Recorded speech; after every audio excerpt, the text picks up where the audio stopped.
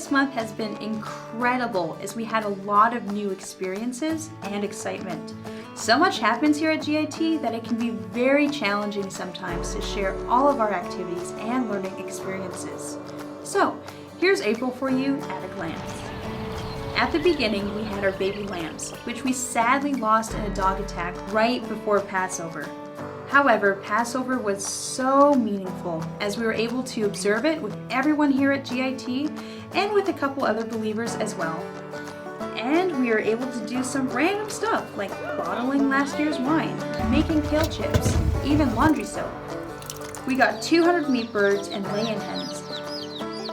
We finally got a milk cow to our farm. We have our very first beehive. And to end it all, our garden is starting to produce fruit. Before you know it, we will have plenty of food to either sell or give away to those in need. Like mentioned, there is so much that happens. Now you may be wondering, what project do we want to share with you guys this week?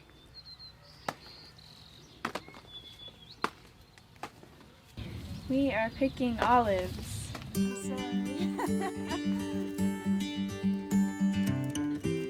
So basically what we do when we harvest the olives is we just pick them by hand. We just use our fingers, just raking all the olives out of the trees. We just spread tarps on the ground to catch all the olives, and then we dumped the olives off the tarps into bowls. And we took them over to the kitchen area and did the sorting where we took out all the leaves and twigs, and we also took out like any olives that were broken, like the skin had been broken so that it might have picked up dirt or something. Then we took the olives that we got after we sorted out leaves and stuff, and we washed them, and then we throw them in a blender and grind them up into a mash. Once we get that olive mash, we put it into the just pieces of cloth and fold the top over on the cloth, and then it was ready to put into the press.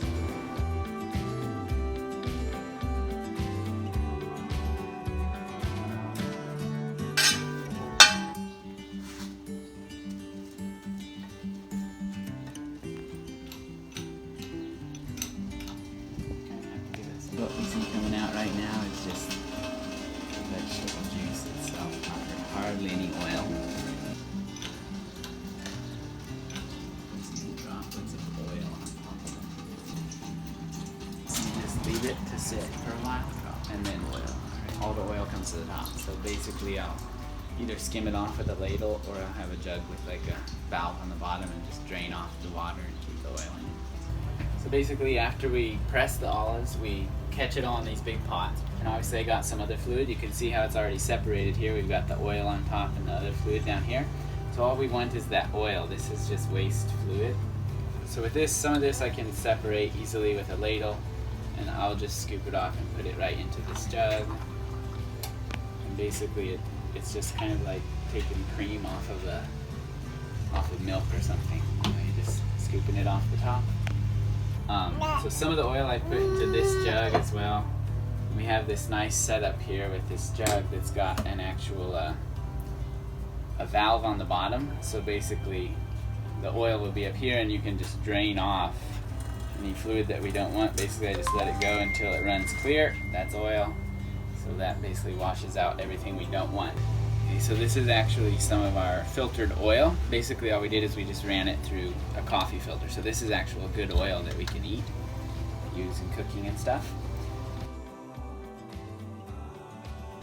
And the olive has to go through a lot before you really get to the oil, which is the product that you really want. So I guess as believers, we're sometimes, referred to like oil, or that we need to have oil in us. And just like the amount that olive goes through, you have to crush it first, and then it gets beat all around and mixed together, and then it gets pressed, and then you still have to let the oil come to the top and skim it off and then filter it. So it's just quite a process before you really get to that stage of being refined and useful to the Father, I guess.